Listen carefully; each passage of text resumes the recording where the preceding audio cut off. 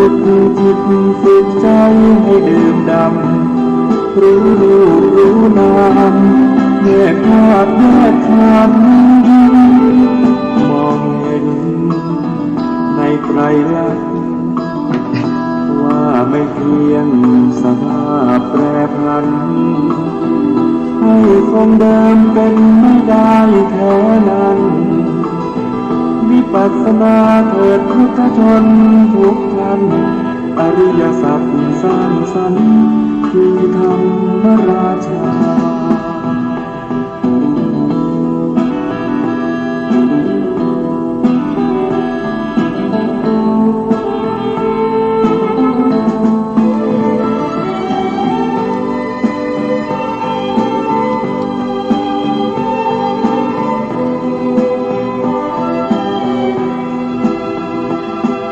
เจริญ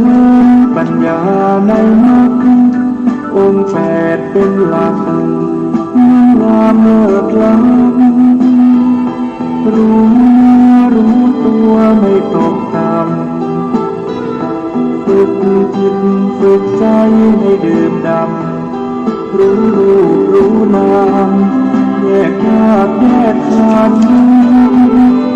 มองเห็นในไตรลักษณ์ว่าไม่เพียงสภาพแปรผันให้คงเดิมเป็นไม่ได้แท้นั้นวิปัสสนาเถิดพุทธชนทุกท่านอริยสัจสร้างสรรค์คือธรรมราชา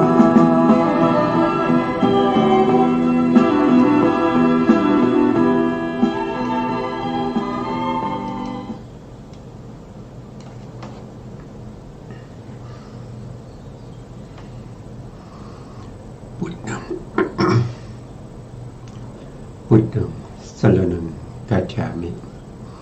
ธัมมังสรณังกัจฉามิสังฆังสรณังกัจฉามิกราบนมัสการพระมหาเถระ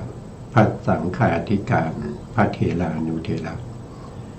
สวัสดีท่านผู้ฟังและผู้ชมทุกท่านกลับมาพบกับรายการพระไตรปิฎกลอยฟ้าครั้งนี้เป็นครั้งที่62ในเรื่องของเวทนานุปัสสนาสติปัฏฐานครับซึ่งเราก็ศึกษากันมาถึงครั้งที่62แล้วเราพูดถึงเรื่องของเวทนาต้องรู้ชัดนะครับต้องรู้ชัดในเวทนาเกี่ยวข้องกับสิ่งไหนเราก็ศึกษาสิ่งนั้นนะครับก็เลยก็จะเป็นเนื้อหาที่ยาวอยู่นะครับถ้าเราไม่ศึกษารายละเอียดเหล่านี้นะครับเวลาที่เวทนาเกิดขึ้นเราก็ไม่รู้ชัดเรารู้แต่ว่าเราไม่รู้ชัดคำว่าไม่รู้ชัดเนี่ยก็จะทำให้การประพฤติปฏิบัติเพื่อให้เข้าถึงอรรถรสหรือว่าเข้าถึงวิปัสสนาไม่ได้เพราะถ้าเราไม่รู้ชัดเนี่ยเราก็จะหลงทางเราก็ประพฤติปฏิบัติที่ผิดทางเมื่อประพฤติปฏิบัติที่ผิดทางมันก็เป็นกรรมเพราะอะไรเพราะว่าพระพุทธองค์ตรัสไว้ว่าการกระทำมันคือกรรมนะครับไม่ว่าจะทำดีทำชั่วนั่นมันเป็นกรรมทั้งหมดนะครับแม้แต่ความนึกคิดนะไม่ต้องขยับมือขยับขานั่งเฉยๆนะครับถ้ามีความคิดนั่นก็เป็นมโนกรรมนะครับความคิดที่ดีก็เป็นบุญความคิดที่ไม่ดีก็เป็นบาปนะครับบาปก็คืออกุศลกรรมมีผลไหมมีผลนะมีผลปฏิบัติผิดนั่นแสดงว่าเราปฏิบัติเป็นอะไรเป็นปฏิบัติไม่ถูกเป็นศีลพัตตปรมาสะนั่นก็มีโทษนะครับมีโทษไม่ใช่ว่าถ้าเราไปเจริญวิปัสสนาหรือว่าเราไปเจริญสมถะ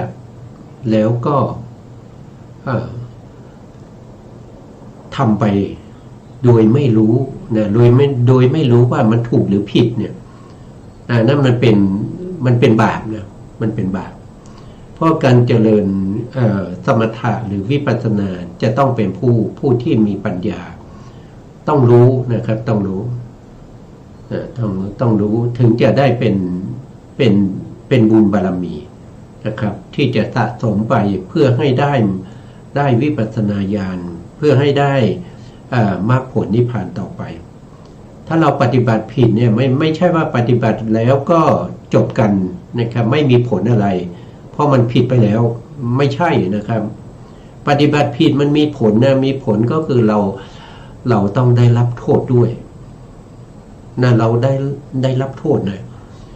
เพราะเราไม่รู้เราทำสักแต่ว่าอยากจะทำยังไงก็ทำแต่ก็สักแต่ว่าอยากจะฆ่าสัตว์ก็ฆ่าอย่างเงี้ยสักแต่ว่าอยากจะพูดปดก็พูดอย่างเงี้ยมันมีโทษเนี่ยมันมีโทษนะครับการกระทำทุกอย่างถ้าทำดีทำถูกต้องนะครับมีความรู้ความเข้าใจนั่นก็เป็นบุญให้ผลเป็นความสุขนะถ้าเราทำไม่ถูกนะครับปฏิบัติที่ผิดนั้นก็เป็นบาปให้ผลเป็นทุกข์นะเพราะฉะนั้นเราก็จะต้องศึกษาให้รู้และก็เข้าใจในสิ่งที่เราจะทำก่อนนะในสิ่งที่เราจะทำไม่ว่าจะเป็นการให้ทานรักษาศีลนะครับหรือว่าเจริญสมถะเจริญสมาธิทั้งหมดทั้งมวลนั้นจะต้องรู้นะครับเมื่อรู้ถึงจะเป็นบุญนะถ้าไม่รู้ก็เป็นอวิชชานะก็เป็นอวิชชาวิชาคืออะไรวิชามันก็คื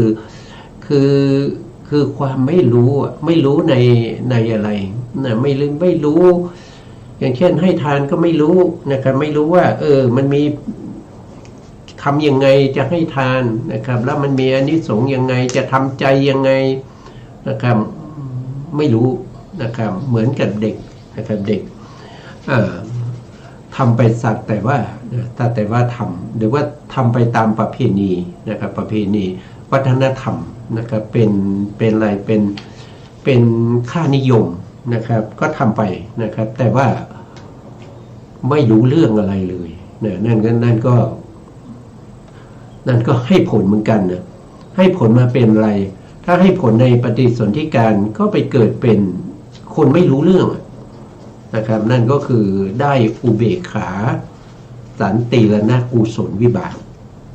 นะครับก็เป็นอะไรก็เกิดเป็นมนุษย์เป็นเทวดาแต่ว่าเกิดมาแล้วมันไม่สมประกอบใช่ไหมก็ได้อย่างที่เราทำเพราะเราทำด้วยความไม่รู้แต่มันเป็นบุญให้ทานมันเป็นบุญนะครับมันก็ได้สมควรแก่สิ่งที่เราทำนั่นแหละเพราะฉะนั้นเราก็เลยศึกษาในเรื่องนี้อาจจะยาวนานไปนิดนึงนะครับเพราะว่าเราต้องเข้าใจนะครับต้องเข้าใจว่ามันต้องรู้ก่อนนะครับครั้งที่แล้วเราก็ได้พูดถึงอุเทศนะอุเทศของเวทนานุปัสสนานะอุเทศก็คือที่พระพุทธองค์แสดงไว้ย่อๆนะครับเหมาะสมสำหรับคนที่เขามีบุญบารมี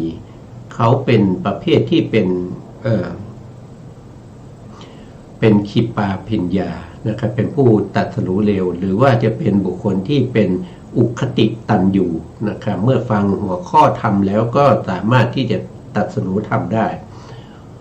คนประเภทนี้โดยส่วนมากแล้วก็จะเกิดร่วมสมัยกับพระพุทธองค์มีในสมัยพุทธกาลแล้วก็ส่วนที่เหลือก็จะมีมาจนถึงพ.ศ. ประมาณ 1,000 นะตั้งแต่หลังจากที่พระพุทธศาสนาเกิดขึ้นแล้วนะพระพุทธองค์ปรินิพพานไปแล้วคนพวกนี้ยังมีอยู่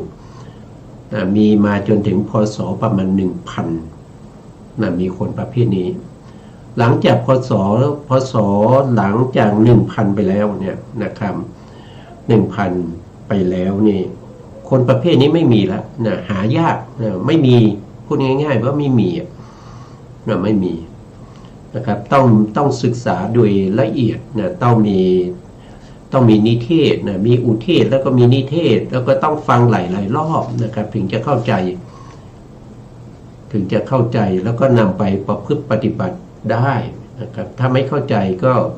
ปฏิบัติไม่ถูกนะปฏิบัติไม่ถูกมันก็เป็นศีลพัตตปรมัตถะก็มีโทษนะให้ผลเป็นความทุกข์เหมือนกันนะครับที่เราพูดถึงอยู่ตอนนี้เนี่ยก็คือเรื่องของเวทนาที่เป็นอุเทศนะครับที่เราศึกษาเมื่อครั้งที่แล้วนะครับว่าเรามาถึงเรื่องของอุเบกขานะครับอุเบกขาก็คือ ทุกขมสุขเวทนานะครับเราก็มาต่อเลยนะเพื่อไม่ให้เสียเวลานะครับท่านบอกว่าหรือเวลาเสวย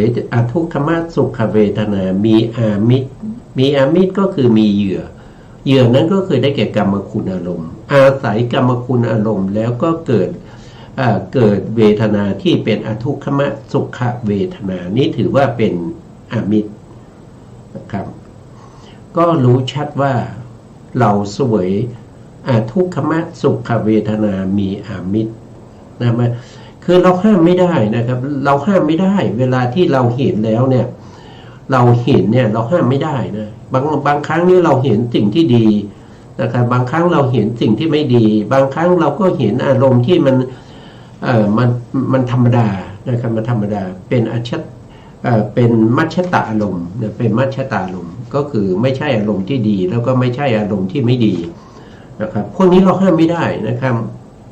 เราห้ามไม่ได้เราเห็นเนี่ยเราห้ามไม่ได้นะครับนอกจากต้องมีการสำรวมอินทรีย์แต่สำรวมอินทรีย์ก็คือพยายามที่จะปิดกั้นปิดกั้นอะไรก็คือปิดกั้นอกุศลบาปทั้งหลายที่จะเข้ามาทางตาเข้ามาทางหูเข้ามาทางจมูกทางลิ้นทางกายนะต้องมีอินทรีย์สังวรสังวรในอินทรีย์ห้าครับถ้าดีก็เป็นสำรวมทั้งใจด้วยนะก็เป็นสำรวมในอินทรีย์หกเมื่อสิ่งที่เราเห็นเนี่ยเราห้ามไม่ได้เราไม่สามารถไปบังคับบัญชาได้ว่าเราจะต้องเห็นเฉพาะสิ่งที่เราชอบให้เห็นเฉพาะสิ่งที่ดีไม่ได้เราจะต้องเห็นทั้งดีและไม่ดีนะครับทั้งที่เป็นธรรมดาเมื่อเราเห็นแล้วเราต้องไม่ให้ใจของเราเนี่ยเป็นอกุศลเมื่อเราเห็นสิ่งที่ดีเราก็เกิดสมนัสเวทนาเกิดสุขเวทนาเมื่อเกิดสุขเวทนาเราจะทำยังไงไม่ให้ใจเนี่ยมีความยินดีนะครับติดใจเพลิดเพลิน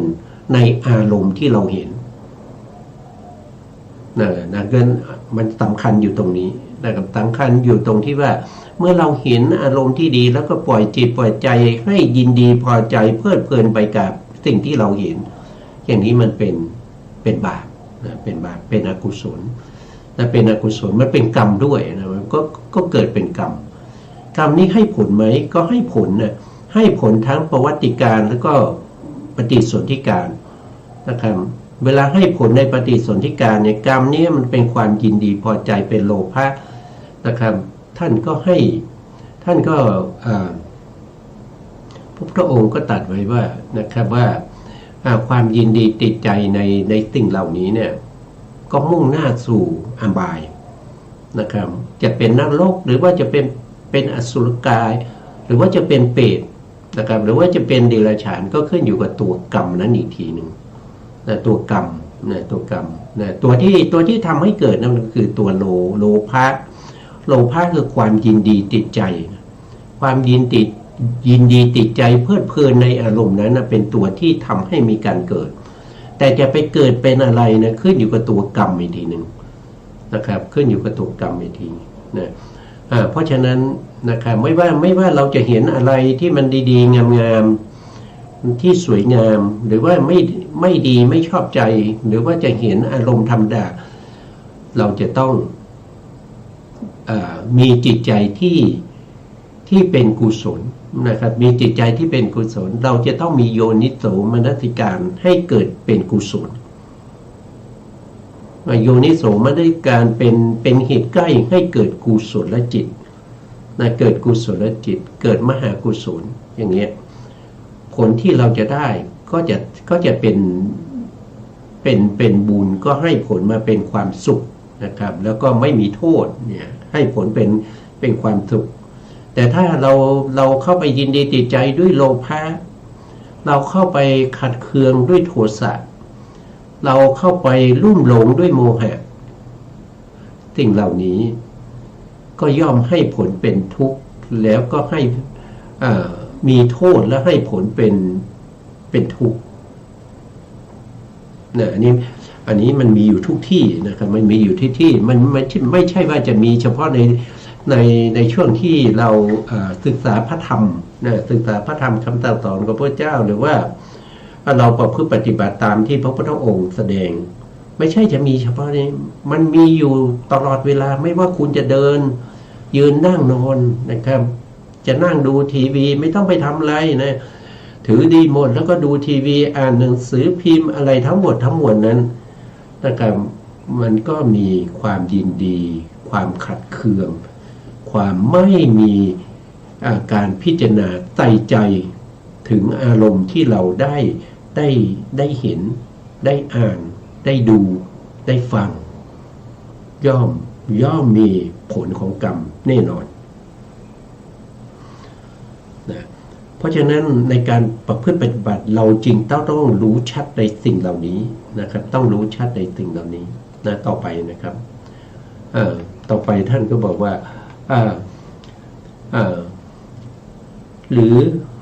เสวยอทุกขมสุขเวทนามีอามิตรก็รู้ชัดว่าเราเสวยอทุกขมสุขเวทนามีอามิตรหรือเสวยอทุกขมสุขเวทนาไม่มีอามิตรก็รู้ชัดว่าเราเสวยอทุกขมสุขเวทนาไม่มีอามิตรด้วยเหตุดังที่ได้พรรณนามานี้นะภิกษุย่อมพิจารณาเห็นเวทนาทั้งภายในบ้างพิจารณาเห็นเวทนาในพิจารณาเห็นเวทนาในเวทนาภายนอกบ้างพิจารณาเห็นเวทนา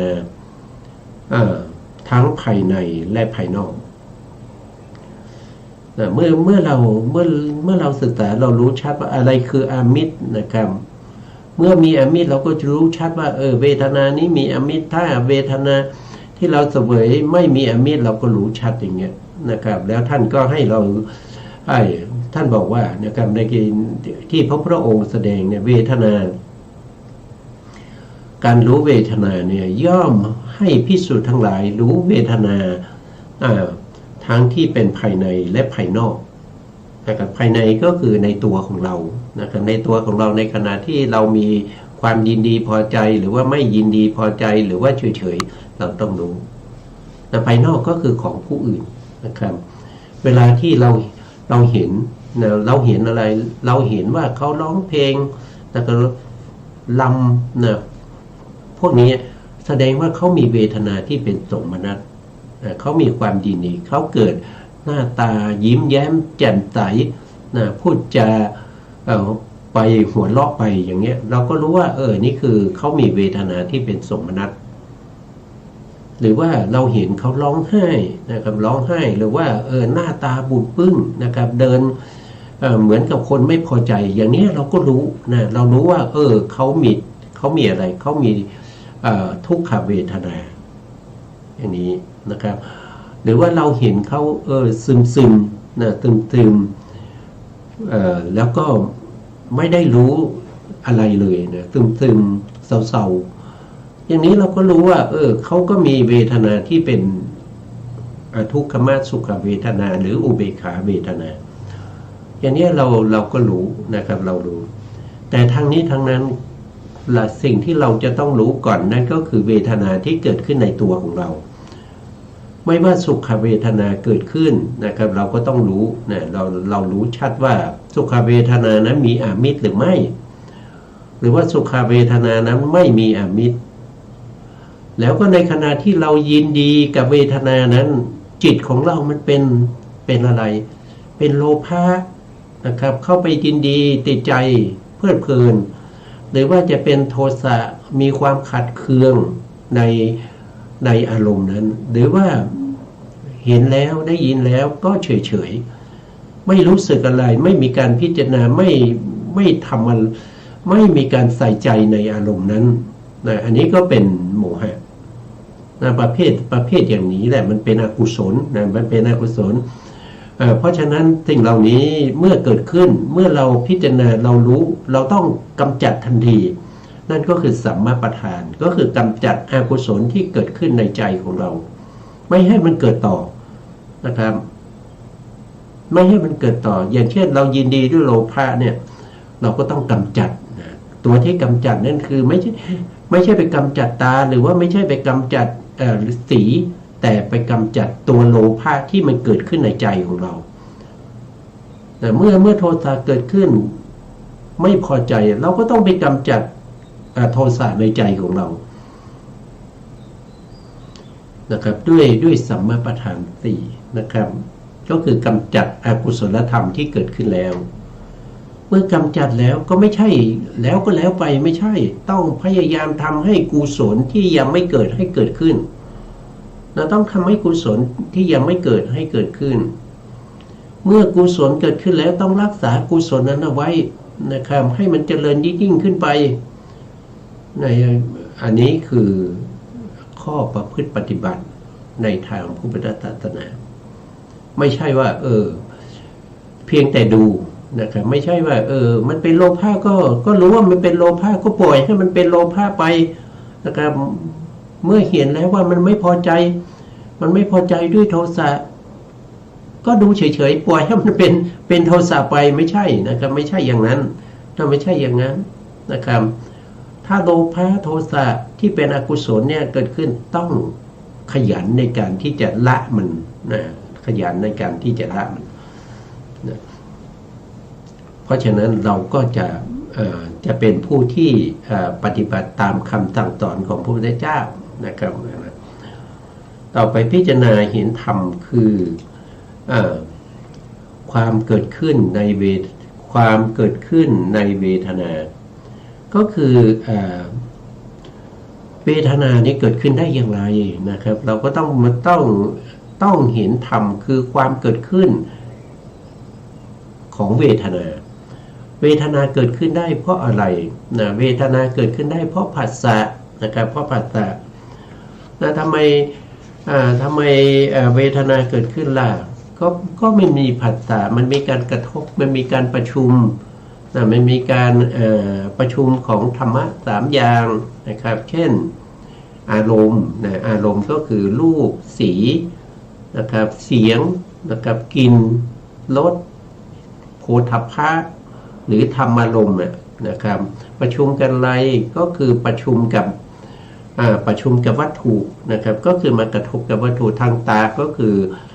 สีหรือรูปารมณ์กระทบกับจักขุวัตถุเมื่อกระทบกับจักขุวัตถุทำให้ภวังคจิตเนี่ยเกิดการหวั่นไหวเมื่อภวังคจิตเกิดการหวั่นไหวแล้วนะครับจนสามารถทำให้ภวังคจิตนั้นขาดไปเมื่อภวังคจิตนั้นขาดไปเมื่อเขาขาดไปแล้วมโนทวาราวชนะจิตก็จะเกิดขึ้นมาเพื่อจะอาวชนะอารมณ์นั้นเมื่อเขาอาวชนะอารมณ์นั้นเขาก็จะรู้ทันทีว่าอารมณ์นั้นเป็นรูปารมณ์เป็นสัทธารมณ์เป็นคันธารมณ์และสารมณ์โพธพารมณ์นะเขารู้ด้วยการอาวชนะนะเมื่อรู้แล้วเขายังรู้ไปอีกว่าอารมณ์นั้นมันเป็นผลของอกุศลเป็นผลของเป็นอกุศลวิบากหรือว่าเป็นกุศลวิบากนะเขารู้นะทำไมต้องรู้ไม่รู้ได้ไหมไม่ได้นะถ้าไม่รู้เนี่ยจิตที่จะเกิดต่อจากปัญจทวาราวชนะจิตนั้นมันก็จะสับสนวิถีจิตก็จะสับสนไม่รู้ว่าตัวไหนจะเกิดเพราะตัวที่จะเกิดต่อจากปัญจทวาราวชนะจิตนั้นมีจิตอีก10 ดวงนะจิต10 ดวงนั้นรอพร้อมที่จะเกิด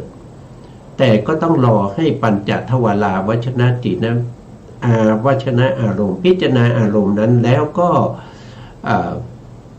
รู้ชัดแล้วก็ดับไปพอดับไปแล้วนะก็จะมีส่งผลให้จิตที่จะเกิดต่อถ้าเป็นรูปารมณ์ที่เป็นกุศลวิบากอย่างเงี้ยนะจักขุวิญญาณที่จะเกิดขึ้นนะก็จะต้องเป็นกุศลวิบากมารับอารมณ์ที่เป็นอารมณ์ที่ดีที่เป็นฝ่ายกุศลนั้นแต่ถ้าเป็นอารมณ์ที่มันไม่ดีเป็นผลของอกุศลเป็นอารมณ์ที่ไม่ดีเป็นอกุศลอย่างเงี้ยจักขุวิญญาณที่เกิดขึ้นก็จะต้องเป็นจักขุวิญญาณประเภทที่เป็นอกุศลวิบากนะบางครั้งเนี่ยเขาไม่ได้รับเฉพาะรูปารมณ์สีอย่างเดียวนะเขายังรับเสียงด้วยนะเสียงก็มีทั้งเสียงที่ดีแล้วก็ไม่ดีนะครับบางครั้งเขาก็รับกลิ่นนะกลิ่นดีบ้างไม่ดีบ้างบางครั้งก็เป็นรับรสดีบ้างไม่ดีบ้างบางครั้งก็เป็นรับโผฏฐัพพารมณ์ที่ดีบ้างไม่ดีบ้างเขาต้องเป็นตัวที่รู้นะครับปัญจทวารวัชนะจิตที่ทำหน้าที่อาวัชนะเมื่อทำหน้าที่แล้วก็ดับไปก็ส่งให้จิตที่จะเกิดต่อจากตัวเองเนี่ยเขาเรียกว่าเป็นด้วยอำนาจของอานันตรปัจจัยอานันตรปัจจัยสมานันตรปัจจัยนะครับแล้วก็มีนัตถิปัจจัยวิคตะปัจจัยนะปัจจัยเหล่านี้มันเป็นอำนาจที่ทำให้เกิดอะไรเกิดติดต่อกันระหว่างปัญจทวาราวัชนะจิตที่ทำหน้าที่อาวัชนะดับไปแล้วก็จะเกิดทวิปัญจวิญญาณจิต10ดวงใดดวงหนึ่งตามสมควรที่ปัญจทวาราวัชนะจิตที่ไปรับอารมณ์ที่ไปน้อมไปเพื่อรู้อารมณ์นั้นนะต้องน้อมไปเพื่อรู้อารมณ์นั้นเป็นเหตุเป็นปัจจัยให้เกิดจักขุวิญญาณหรือว่าโสตวิญญาณคานาวิญญาณชิวหาวิญญาณหรือกายวิญญาณตามสมควรแก่การรับอารมณ์ของปัญจทวาราวัชนะจิตนั้นด้วยอำนาจของอานันตรปัจจัยสมนันตรปัจจัยนัตถิปัจจัยวิคตะปัจจัยนะเราก็จะเห็นว่ามีเรื่องของปัจจัยเข้ามาเกี่ยวข้องนะครับไม่ใช่ว่าอยากจะเกิดก็เกิดนะอยากจะเกิดก็เกิดไม่อยากเกิดก็ไม่เกิดฟุกนะครับหรือว่ามีใครที่จะมาคอยกำชับบังคับบัญชาให้จิตดวงนี้เกิดจิตดวงนั้นไม่ต้องเกิดไม่มีนะเขาเกิดด้วยอำนาจของอานันตรปัจจัยคือเกิดติดต่อกันโดยไม่มีระหว่างขั้นนะก็จะเป็นลักษณะอย่างนี้นะเมื่อเกิดขึ้นแล้วนะเมื่อเกิดขึ้นแล้วก็รับอารมณ์นั้นนะตามสมควรแก่อารมณ์นะจิตที่จะเกิดขึ้นก็ตามสมควรแก่อารมณ์แต่สมควรได้ยังไงก็อยู่ที่ปัญจทวาราวัชนะจิตเป็นผู้ที่ชี้แนะอารมณ์นะก็เกิดขึ้นเมื่อเกิดขึ้นแล้วนะถ้าเป็นอารมณ์ที่เป็นสีนะครับก็เป็นจักขุวิญญาณเมื่อจักขุวิญญาณดับไปแล้วนะจักขุวิญญาณก็ดับไปแล้วก็จะมีสัมปติชนะจิตเกิดขึ้นสัมปติชนะจิตก็จะเกิดต่อกับจักขุวิญญาณนะครับตามสมควรนะเขามี2ดวงนะถ้าเป็นจักขุวิญญาณที่เป็นอกุศลวิบากเขาก็จะต้องเป็นอกุศลวิบากเหมือนกันถ้าเป็นจักขุวิญญาณที่เป็นกุศลวิบากเขาก็ต้องเป็นกุศลวิบากเหมือนกันที่เกิดติดต่อกันอย่างนี้ก็ด้วยอำนาจของอานันตรปัจจัยเหมือนเดิมนะครับนะแล้วก็รับอารมณ์แล้วก็ดับไปก็จะส่งต่ออารมณ์ให้แก่สันติละนะจิตสันติละนะจิตเกิดขึ้นมาก็เพื่อจะไต่สวนอารมณ์นั้นนะเมื่อเกิดขึ้นนะครับรับอารมณ์มาไต่สวนอารมณ์เสร็จก็จะดับไปส่งผลไปให้แก่วูทัพพนะจิตก็คือ ก็คือมโนทวาราวชนะจิตเกิดขึ้นมาเพื่อรับอารมณ์นั้นต่อตามสมควรนะตามสมควรตามแต่ประเภทนะครับถ้าเป็นอกุศลตามสมควรเมื่อเขารับไปแล้วเขามีการตัดสินอารมณ์นะเขาจะมีการตัดสินอารมณ์นะถ้าเป็นบุคคลที่มีการศึกษาเล่าเรียนได้ฟังพระธรรมคำสั่งสอนของพระพุทธเจ้ามาบ่อยๆนะครับแล้วก็มีความรู้ความเข้าใจทรงจำในคำสั่งสอนของพระพุทธเจ้าได้นะครับทำให้เกิดมีความรู้ความเข้าใจเป็นผู้ที่มีข้อมูลมากนะครับโวทัพนาจิตหรือมโนทวาราวชนะจิตนั้นก็จะตัดสินอารมณ์ด้วยโยนิโสมนสิการเพราะมีความรู้ความเข้าใจที่ได้ศึกษาเล่าเรียนมานะเป็นผู้ที่ได้คบสัพพบุรุษมาเป็นผู้ที่ได้ฟังธรรมจากสัพพบุรุษเป็นผู้ที่ได้รับคำแนะนำจากสัตว์บุรุษเป็นผู้ที่ฉลาดในธรรมของสัตว์บุรุษเมื่อรับอารมณ์มาที่สันติและหน้าตัดสินแล้วส่งต่อมาโวทัพนาจิตก็ทำหน้าที่ในการตัดสินอารมณ์ด้วยโยนิโสมนสิการเมื่อตัดสินอารมณ์ด้วยโยนิโสมนสิการแล้วก็ดับไปจิตที่เกิดต่อจากโวทัพนาจิตก็เป็นกุศลจิตเป็นกุศลเป็นมหากุศลเป็นมหากุศลจะเป็นมหากุศลประเภทที่เป็นสมนัตนะก็มีสมนัตนะสมนัตที่มีปัญญาประกอบแล้วก็เป็นอสังขาริกหรือว่าสมนัตที่มีปัญญาประกอบที่เป็นสังขาริกนะสังขาริกก็คือมีการชักชวนเป็นจิตที่มีกำลังอ่อนต้องมีการชักชวนเขาถึงเกิดขึ้นได้แต่เขาก็เป็นตัวที่มีปัญญาประกอบเหมือนกันหรือว่าจะเป็นประเภทที่เป็นสมนัตที่เป็นประเภทที่เป็นญาณวิปยุตนะญาณวิปยุตที่เป็นตัวที่มีกำลังก็เรียกว่าเป็นอสังขาริกถ้าเป็นตัวที่ต้องมีการชักชวนเป็นกำลังอ่อนก็เรียกว่าเป็นสังขาริกเนี่ยพวกนี้เขาจะเกิดขึ้นได้เขามีเหตุมีปัจจัยนะไม่ใช่อยู่ๆจะเกิดขึ้นนะครับแล้วก็ปัจจัยเนี่ยไม่ใช่ปัจจัยดูอย่างเดียวนะ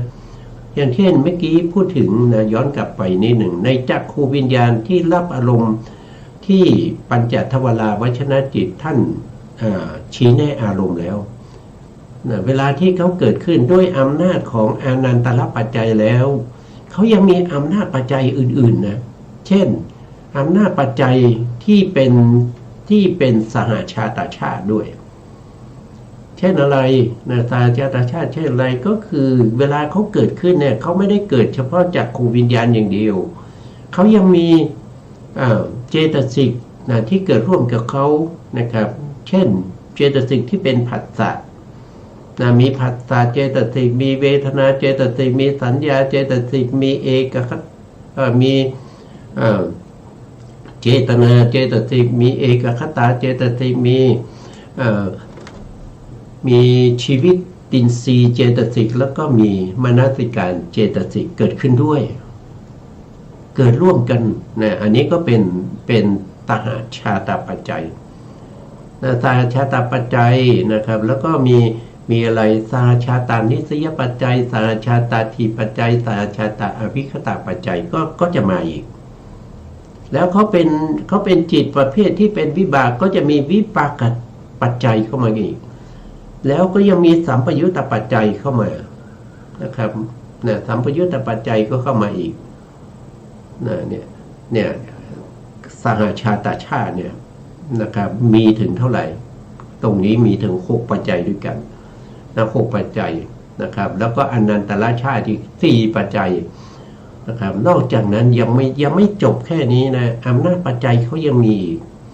นะครับอะไรล่ะอำนาจปัจจัยที่มีนอกจากนี้นะจักขูวิญญาณจะเกิดขึ้นได้เนี่ยเขาต้องมีอารมณ์นั่นก็เป็นอารัมมณปัจจัยนะ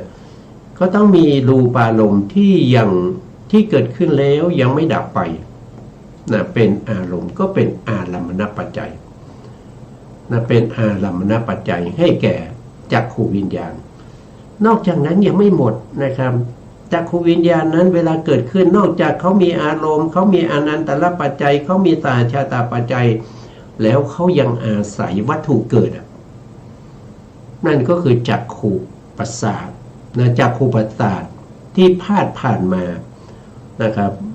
มาถึงขนาดที่เป็นจักขูวิญญาณนั้นสามารถจะอาศัยเกิดได้นั่นก็เรียกว่าเป็นวัตถุปุเรชาตปัจจัยและวัตถุปุเรชาตปัจจัยแล้วก็ยังมีวัตถุปุเรชาตวิปยุตตปัจจัยนั้นเราก็จะเห็นได้ว่าโอ้โหการที่สภาวะธรรมแต่ละอย่างจะเกิดขึ้นได้เนี่ยมีอำนาจปัจจัยมากมายที่มาเกี่ยวข้องไม่ใช่มีอำนาจปัจจัยเพียงอย่างเดียวนะมันมีหลายอย่างนะครับทำไมต้องรู้ก็ต้องรู้ชัดเลยต้องรู้ชัดนะถ้าเป็นบุคคลที่มีบุญบารมีเคยศึกษามาแล้วนะเขาพร้อมที่จะตรัสรู้ธรรมนะเขาก็ง่ายนะครับแต่ผู้ที่ยังไม่มีบุญบารมีไม่ได้ศึกษาไม่มีความรู้ความเข้าใจนะครับก็จะยุ่งยากแต่ความยุ่งยากที่เราตั้งใจศึกษาเล่าเรียนนี้นะมันก็จะเป็นบุญบารมีให้เราได้เป็นขีปาภิญญาหรือเป็นอุคติตัญญูในสมัยพระพุทธเจ้าองค์หน้านะสมัยพระพุทธเจ้าองค์หน้านะพระพุทธองค์ตรัสว่านะครับภิกษุทั้งหลายนะครับเธอจงศึกษาอย่างนี้เมื่อเวทนาทุกขเวทนาเกิดขึ้นก็รู้ชัดว่าเราเสวยทุกขเวทนาเมื่อทุกขเวทนาเกิดขึ้นเรากำลังเสวยทุกขเวทนาหรืออทุกขมสุขเวทนากำลังเกิดขึ้นเราก็เสวยอทุกขมสุขเวทนาแค่นี้แหละก็สามารถที่จะได้ดวงตาเห็นธรรมได้ตรัสรู้เป็นพระอริยบุคคลเพราะอะไรเพราะว่าเรามีบารมีเราศึกษาเราเรียนเราเคยฝึกมาแล้วนะเราเคยฝึกมาแล้วเราเคยทำความรู้ความเข้าใจเคยท่องบนสาธยายสิ่งเหล่านี้มาจนเป็นวสีเกิดความชำนาญแล้วในอดีตเราไปได้ยินหรือได้ไปเห็นคนนั้นเขาได้เป็นพระอริยบุคคลนะในกอนะครับมาปฏิบัติ5 วัน6 วันเขาก็เป็นโสดาบันแล้วนะเรามาปฏิบัติเป็นเดือน2 เดือนนะปี2 ปีเรายังไม่ได้เป็นอะไรเกิดความอิจฉาอย่างนี้เป็นอกุศลนะครับเพราะฉะนั้นนะครับบุญใครก็ของคนนั้นนะไม่ใช่ว่าเขามีบุญแล้วเราไปอิจฉาเนี่ยอย่างนี้ไม่มีบุญบารมีนะทำลายบุญบารมีตัวเองเพราะอิจฉาเกิดความอิจฉาริษยาขึ้นมาจิตใจของเราก็เป็นอกุศลทำเหล่านี้พระพุทธองค์ก็ตรัสไว้แล้วต้องมีสัมมาประธานตีคือว่าต้องปิดกั้นไม่ให้เกิดขึ้นถ้าเกิดขึ้นแล้วก็ต้องรีบในการที่จะละแล้วก็พยายามทำให้กุศลธรรมที่ยังไม่เกิดให้เกิดขึ้นนี่ก็สัมมาประธานตีเพราะในขณะที่เราปฏิบัติเนี่ยนะครับเราจะปฏิบัติเฉพาะสติอย่างเดียวเป็นสติปัฏฐานอย่างนี้มันก็ได้อย่างเดียวนะได้อย่างเดียวแต่มันเนี่ยสิ่งที่เราปฏิบัติอย่างเดียวเนี่ยมันพอที่จะทำให้เราบรรลุธรรมไหมนะมันไม่พอนะมันไม่สามารถที่จะทำให้เราบรรลุธรรมได้เพราะฉะนั้นถ้าพูดถึงผู้ที่จะบรรลุธรรมได้เนี่ยต้องมีเขาเรียกว่าโพธิปักขิยธรรม37ประการเมื่อไรโพธิปักขิยธรรม37ประการประชุมกันเมื่อนั้นก็จะเป็นมรรคนะครับเป็นอริยมรรคเราเอาเฉพาะสติปัฏฐานอย่างเดียวอย่างนี้มันก็ไม่สามารถที่จะตรัสรู้ธรรมได้นะครับมันไม่พอ มันเป็นบุญไหมเป็น แต่ว่ามันไม่พอที่จะตรัสรู้ได้ เพราะฉะนั้นสติปัฏฐานก็ต้องมีสัมมาปัฏฐานสี่ใช่ไหมสติปัฏฐานสี่สัมมาปัฏฐานสี่นะครับเพราะพระพุทธองค์แสดงธรรมเหล่านี้ทั้งหมดเนี่ยก็เพื่ออะไรก็เพื่อให้โพธิปักขิยธรรม37ประการประชุมกันนะครับประชุมกันนะครับเพราะพระองค์ไม่ได้แสดงเฉพาะสติปัฏฐานนะครับเนี่ยแต่เราศึกษาเราศึกษาเฉพาะสติปัฏฐานแต่จริงๆแล้วมันมีทั้งสัมมาปัฏฐานสี่อิทธิบาทสี่อินทรีย์ห้าพละห้าโพชฌงค์เจ็ดและอริยมรรคมีองค์8นะครับต้องปฏิบัติให้สมควรแก่ธรรมนะครับนั่นก็คือสมควรแก่มรรคและผลแต่สมควรแก่มรรคและผลนั้นก็คือต้องประชุมโพธิปักขิยธรรม37ประการถ้าปฏิบัติอย่างใดอย่างหนึ่งไม่พอที่จะตรัสรู้ธรรมนะครับอันนี้เราก็ต้องศึกษาแล้วก็ทำความเข้าใจนะครับแล้วต่อไปนะครับ พิจารณาเห็นธรรมคือความเกิดขึ้นในเวทนาบ้างพิจารณาเห็นธรรมคือความเสื่อมในเวทนาบ้างนะความเกิดขึ้นเราก็พูดไปแล้วเมื่อกี้นะครับรายละเอียดเราก็ต้องไปศึกษาเพิ่มเติมนะครับเพราะว่าจำกัดด้วยเวลาที่จะใช้ในการที่จะพูดคุยนะครับส่วนความเสื่อมนะความเสื่อมของเวทนาเสื่อมคืออะไรนะครับก็คือความดับนะเวทนาจะดับเนี่ยคือเวทนาปกติเขาดับอยู่แล้วเขาเกิดขึ้นแล้วนะครับเมื่อครบอนุขนาด3ขนาดเขาก็จะดับไปอยู่แล้วนะเขาไม่ได้เกิดแล้วก็ตั้งอยู่นะตั้งอยู่ตลอดไปไม่มีนะเขาเกิดขึ้นแล้วก็ดับไปนะเพราะตรงนี้พิจารณาเห็นความเสื่อมตรงนี้คือเสื่อมคือความดับที่เป็นเขาเรียกว่าเป็นการกำจัดด้วยอาริยมรรคนะต้องมีการกำจัดด้วยอาริยมรรคนะครับหรือว่าในขณะที่เขาเสื่อมไปด้วยตัวเองเขาเกิดขึ้นแล้วเขาก็ดับไปอย่างนี้เราก็ต้องรู้ชัดในธรรมที่ทำให้เขาดับด้วยเขาเกิดขึ้นมาแล้วตั้งอยู่แค่3อนุขณะเขาก็จะดับไปเขาดับไปเพราะอะไรนะครับก็ต้องรู้ว่าโอ้สิ่งที่เขาดับไปเนี่ยไม่ใช่ว่าใครมาทำให้มันดับนะแต่มันดับไปด้วยปกติอยู่แล้วปกติคืออะไรก็คือเหตุนะเหตุที่ทำให้เกิดนั้นมันดับนะเหตุที่ทำให้เกิดนะครับเวทนานั้นมีว่าโดยเหตุให้เกิดเนี่ยก็มีอยู่5ประการด้วยกัน5ประการก็คือมี1ก็คืออวิชชาเพราะเรามีอวิชชาเวทนาจึงเกิดเมื่อมีอวิชชาก็มีตัณหาเข้าไปยินดีพอใจเวทนาจึงเกิดแล้วก็มีต่อมาก็คือมีกรรมเพราะเราทำกรรม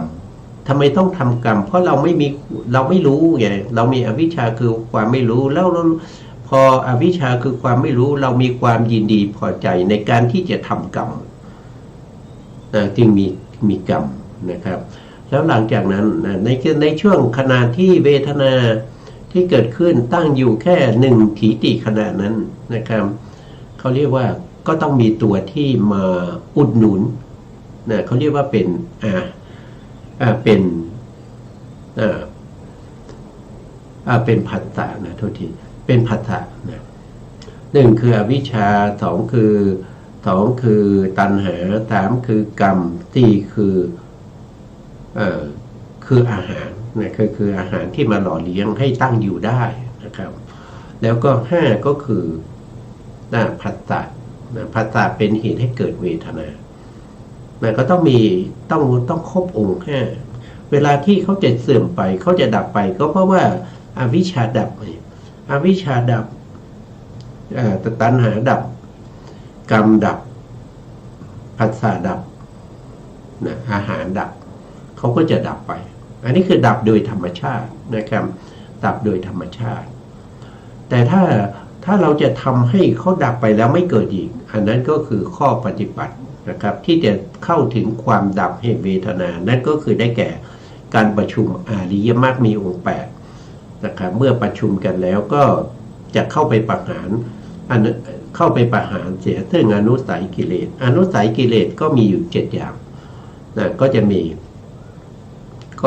กัมมราคานุสัยอันนี้คือโลภะนะกัมมราคานุสัยนะองค์ธรรมคือโลภะคือความยินดีติดใจคือตั้งตัวตัณหานั่นแหละนะสองก็คือภาวะราคานุสัยอันนี้องค์ธรรมก็คือได้แก่ตัวโลภะเหมือนกันนะสามก็คือปฏิฆานุสัยก็คือโทสะนะประหารโทสะ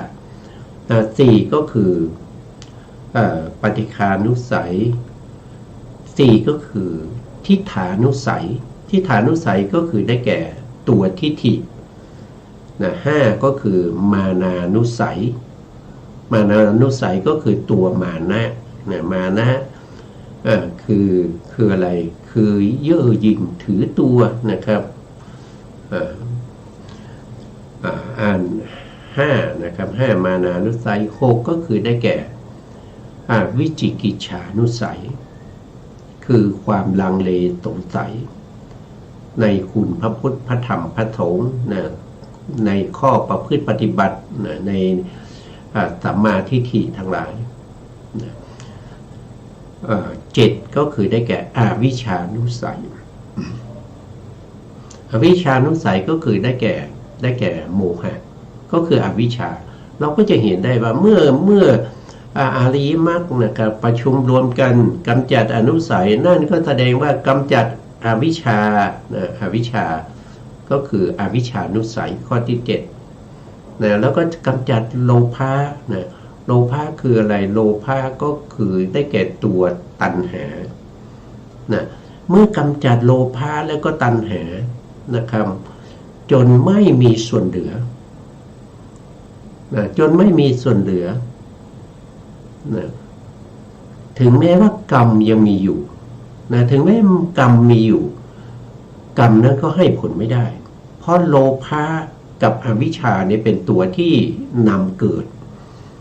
นะนำให้เราไปเกิดในภพหน้าเมื่อเราไม่มีอวิชชาและโลภะแล้วการที่เราจะไปปฏิสนธิในภพหน้าก็เกิดไม่ได้เมื่อเกิดไม่ได้ตัวกรรมนะตัวกรรมที่เป็นกุศลบ้างอกุศลบ้างที่จะส่งผลให้ไปเป็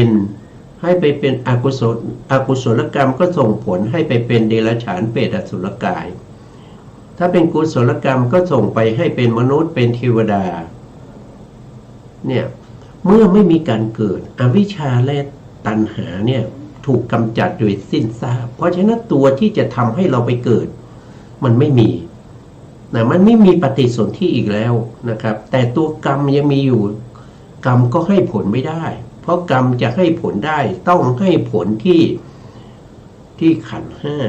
นะครับขันธ์ห้าอุบัติขึ้นครั้งแรกในภพไหนนั้นก็เรียกว่าเป็นปฏิสนธิเมื่อไม่มีปฏิสนธิขันธ์ห้าก็ไม่มีเมื่อขันธ์ห้าไม่มีนะครับตัวกรรมก็จะไปให้ผลที่ไหนกรรมก็ไม่มีที่ให้ผลกรรมที่เหลือทั้งหมดจะมากมายแค่ไหนนะเมื่อบุคคลนั้นปรินิพพานไปแล้วกรรมนั้นก็เป็นอโหสิกรรมนะเป็นอโหสิกรรมไปนะอันนี้ก็แสดงว่าสิ้นสุดหมดสิ้นข้อประพฤติปฏิบัติที่ต้องทำก็สิ้นสุดแล้วนะอันนี้ก็เป็นที่สิ้นสุดของบุคคลนะครับจุดมุ่งหมายก็คือปารินิพพานในพระพุทธศาสนาเพราะปารินิพพานคือบรมสุขคือไม่ต้องไปมีทุกข์อีกเมื่อเรามีการเกิดนะครับถ้าเรายังกำจัดอวิชชาและตัณหาไม่ได้เราก็ต้องมีการเกิดนะมีการเกิดแต่ว่าจะไปเกิดที่ไหนนะเกิดเป็นอะไรนะครับก็ขึ้นอยู่ตัวกรรม กรรมเป็นผู้ที่เข้าไปทำให้ไปเกิดเป็นบุคคลนั้นบุคคลนี้ได้หน้าตาเป็นอย่างนั้นนะครับได้อวัยวะครบหรือไม่นะครับก็ขึ้นอยู่กับกรรมนะครับจะเกิดเป็นเดรัจฉานเปรตอสุรกายสัตว์นรกมนุษย์เทวดาหรือว่าไปเกิดเป็นพรหมนั้นอยู่ที่ตัวกรรมนะแต่กรรมเนี่ยไม่สามารถทำให้มีปฏิสนธิได้ตัวที่ทำให้มีปฏิสนธิทำให้เกิดนั้นคืออวิชชาแล้วก็ตัณหาเพราะฉะนั้นพระพุทธศาสนาจึงไม่ได้สอนให้เรากำจัดเรื่องของกรรมเรื่องของตัวกรรมตัวเจตนาเพราะว่าการกระทำถือว่าเป็นกรรมการคิดเป็นกรรมเพราะนี้กรรมที่เราทำไว้เนี่ยมันมีมากมายมันไม่สามารถที่จะกำจัดได้หมดหรอกนะไม่สามารถที่จะกำจัดกรรมเหล่านี้ให้หมดไปได้นะครับไม่ใช่เป็นลัทธิชดใช้กรรมนะครับไปปฏิบัติเยี่ยงโคเยี่ยงสุนัขเพื่อจะชดใช้กรรมที่เป็นอกุศลให้มันหมดไปมันไม่หมดหรอกครับมันไม่หมดนะครับเพราะว่าการกระทำที่ไปทำตัวเหมือนกับเดรัจฉานเช่นไปทำตัวเหมือนกับสุนัขทำตัวเหมือนกับโคนั้นมันก็เป็นกรรมเหมือนกันนั่นก็เป็นกรรมมันก็สะสมกรรมเข้าไปอีกมันไม่ได้ชดใช้กรรมนะครับเพราะฉะนั้นพระพุทธศาสนาไม่ได้สอนให้เราชดใช้กรรมแต่สอนให้เรากำจัดเสียซึ่งอวิชชาแล้วก็ตัณหาสอนให้เราไม่ต้องมีสิ่งใดนำเราไปปฏิสนธินะอันนี้คือสิ่งที่พระพุทธเจ้าพยายามนะครับในการที่จะชี้แนะสั่งสอนให้เวไนยสัตว์ทั้งหลายเนี่ยให้เขาเข้าใจในสิ่งเหล่านี้นะครับเมื่อเรารู้เห็นถึงเหตุเกิดและก็ความดับของเวทนานะครับพิจารณาธรรมคือความเกิดขึ้นทั้งความเสื่อมในเวทนาพิจารณาอยู่อย่างนี้นะครับพิจารณาความเกิดพิจารณาความดับความเกิดก็คือมี5ประการก็คือมีอวิชชามีตัณหามีกรรมมีผัสสะมีอาหารที่ทำให้เกิดเมื่อปัจจัยเหล่านี้สิ้นไปนะอวิชชาดับไปนะครับแล้วก็ตัณหาดับไปกรรมดับไปผัสสะดับไปนะครับอาหารดับไปเวทนาก็เสื่อมสิ้นดับไปต้องรู้ทั้งความเกิดและก็ความดับของเวทนาอยู่นะครับอันหนึ่งสติของเธอนะครับตั้งมั่นอยู่ว่าเวทนามีอยู่ก็เพียงแต่ความรู้เพียงแต่สักว่าอาศัยลึกๆเท่านั้น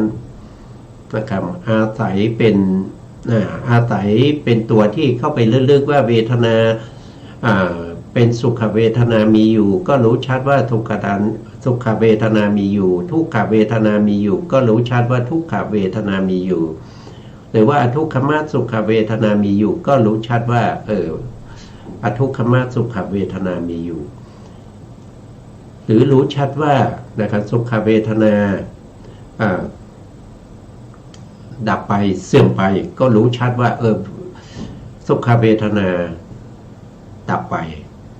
นะทุกขเวทนาเสื่อมไปดับไปก็รู้ชัดว่าทุกขเวทนาดับไปเสื่อมไปอทุกขมสุขเวทนาเสื่อมไปดับไปก็รู้ชัดนะรู้ชัดว่าอทุกขมสุขเวทนานั้นดับไปเสื่อมไปตัวสตินี้เป็นตัวที่เข้าไปรู้นะครับไปตั้งมั่นนะครับในเวทนาเพียงแต่ให้รู้ตัวสตินี้ไม่ใช่ว่าเป็นตัวที่เข้าไปกำจัดหรือว่าตัดอะไรนะในช่วงนี้เป็นอะไรเขาเรียกว่าเป็นสติปัฏฐานเนี่ยนะครับช่วงแรกๆเนี่ยเป็นโลกิยะนะเป็นโลกิยะนะครับยังไม่เข้าถึงความเป็นสัมมาสตินะถ้าเป็นสัมมาสติเมื่อนั้นก็เป็นอริยมรรคนะครับก็จะกำจัดนะก็จะมีหน้าที่ในการกำจัด แต่ตัวที่กำจัดจริงๆก็คือสัมมาทิฏฐิสัมมาสังกัปปะซึ่งเป็นตัวปัญญาที่เข้าไปกำจัดแต่ตัวปัญญาที่เป็นสัมมาทิฏฐิและสัมมาสังกัปปะนั้นจะไม่มีกำลังเลยถ้าไม่มีสัมมาสตินะไม่มีสัมมาสติคือไม่ครบองค์แปดนะไม่ครบองค์แปดนะครับมีเฉพาะสัมมาทิฏฐิแล้วก็สัมมาสังกัปปะไม่มีสัมมาวาจาสัมมากัมมันตะสัมมาอาชีวะไม่มีหรือว่าไม่มีสัมมาวายามะสัมมาสติสัมมาสมาธิก็ไม่มีอยู่แค่ปัญญามันก็กำจัดอกุศลไม่ได้นะครับกำจัดโดยความเป็นสมุจเฉทไม่ได้นะครับกำจัดแล้วมันก็เกิดอีกนะมันก็เกิดเดี๋ยวมันก็เกิดเดี๋ยวมันก็เกิดอีกนะครับเพราะฉะนั้นการที่จะกำจัดสิ่งเหล่านี้ได้จะต้องประชุมมรรคมีองค์แปดในมรรคมีองค์แปดก็คือการประชุมในเรื่องของศีลในเรื่องของสมาธิแล้วก็ปัญญานะครับสิกขาสามประชุมกันเมื่อไหร่เมื่อนั้นก็กำจัดอกุศลได้นะครับกำจัดอกุศลได้โดยความเป็นสมุทเฉทก็คือกำจัดแล้วไม่เกิดอีกนะครับไม่เกิดขึ้นอีกไม่ใช่ว่ากำจัดแล้วเดี๋ยวก็เกิดขึ้นอีกนะไม่ใช่อย่างนั้นนะครับซึ่งการที่เราจะเข้าใจสิ่งเหล่านี้เราต้องมีการศึกษาเราเรียนนะครับถ้าเราไม่ได้ศึกษาเราเรียนไม่ได้ฟังธรรมมาก่อนนะครับแล้วเราก็ปฏิบัติสำเร็จได้อันนั้นเป็นพระปัจเจกนะเป็นพระปัจเจกหรือว่าเป็นพระพุทธเจ้าเองนะครับผู้ที่ตรัสรู้เองมีสองท่านนะครับก็คือพระพุทธเจ้ากับพระปัจเจกนอกนั้นจะต้องได้ยินได้ฟังได้ศึกษาเราเรียนก่อนนะครับเอาแล้วครับวันนี้เวลาหมดแล้วนะสุดท้ายนี้ก็ขอกราบขอบพระคุณพระครูสมุทรวิสุวัฒน์วรกิจจงผู้ในการสถานีวิทยุเพื่อการศึกษาพระพุทธศาสนาและวัฒนธรรม FM 104.5 เมกะเฮิรตซ์วัดฝายหินจังหวัดเชียงใหม่และขอกราบขอบพระคุณพระครูปริยัติยานุตาขอบคุณท่านผู้ฟังและผู้ชมทุกท่านนะครับที่ให้เกียรติติดตามในรายการพระไตรปิฎกลอยฟ้าพบกันใหม่ในครั้งต่อไปครับวันนี้ลาไปก่อนครับสวัสดีครับ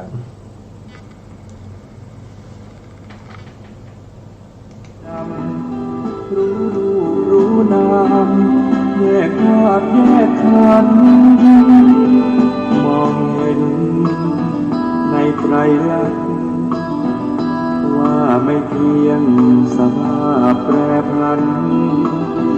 ให้คงเดิมเป็นไม่ได้แท้นั้นวิปัสสนาเถิดพุทธชนทุกท่าน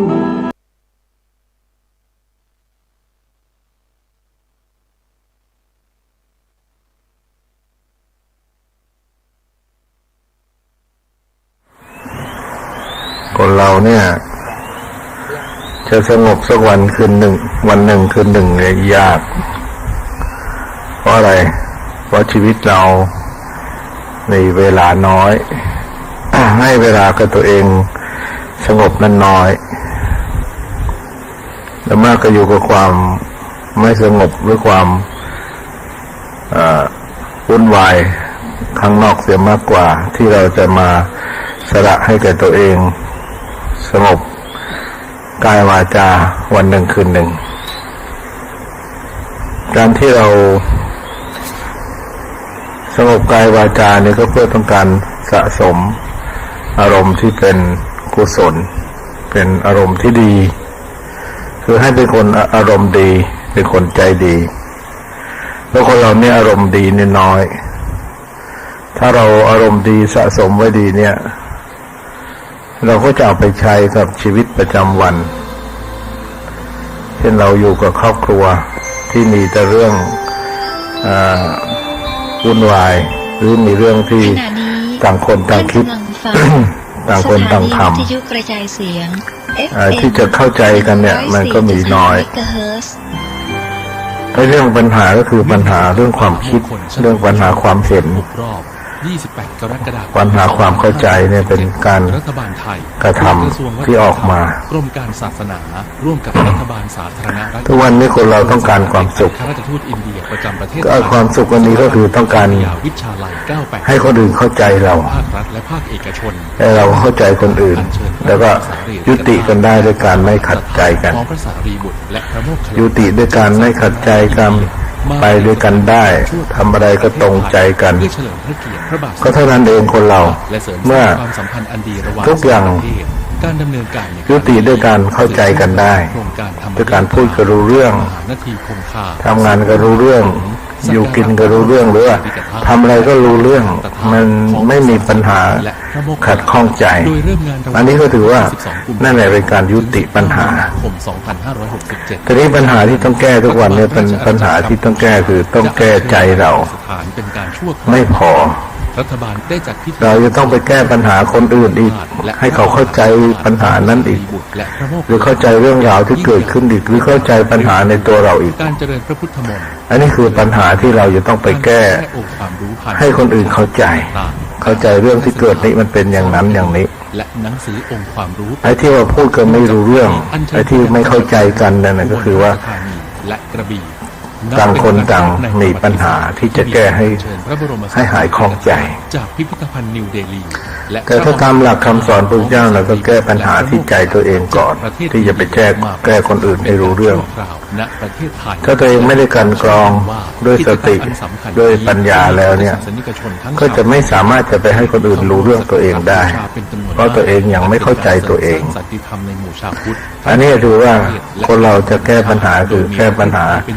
ความรู้สึกที่ดี และสามารถพัฒนาไปสู่การ เช่นคนโกรธเนี่ยคนพูดไปโดยอารมณ์โกรธหรืออารมณ์ไม่ชอบใจ